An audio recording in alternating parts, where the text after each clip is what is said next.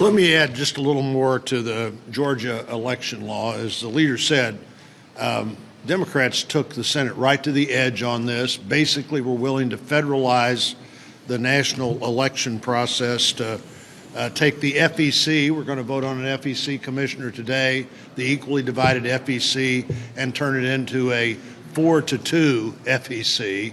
There's a reason there are 3 Democrats and 3 Republicans on the FEC. I'm a Republican, but I'm voting for the Democrat today because there should be 3 Democrats on the FEC, just like there should be 3 Republicans. But that was part of the law they took. But part of the reason was the suppression laws that suddenly they decided were out there.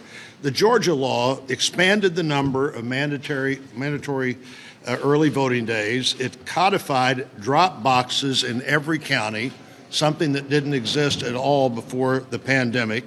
It aligned mail-in deadlines with the postal recommendations to be sure the ballots actually got counted that were mailed in. It maintained no excuse absentee voting, which neither Delaware or New York has. 2 big critics of the law were the president and the majority leader. Neither of their states have no excuse absentee voting.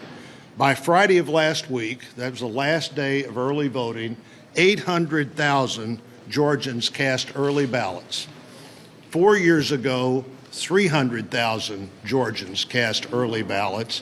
And in the presidential, 326,000 Georgians voted in the presidential.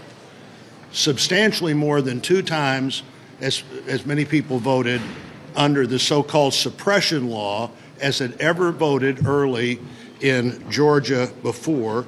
Hopefully, now remember, this is a law that not only took the Senate to the brink over voter suppression, it was the law that moved the All-Star game out of Atlanta because of legislative suppression that has turned out producing more early voting by far than any other time in the state's history. The goal was to make it easier to vote, which they obviously have done, and harder to cheat, which they hopefully did.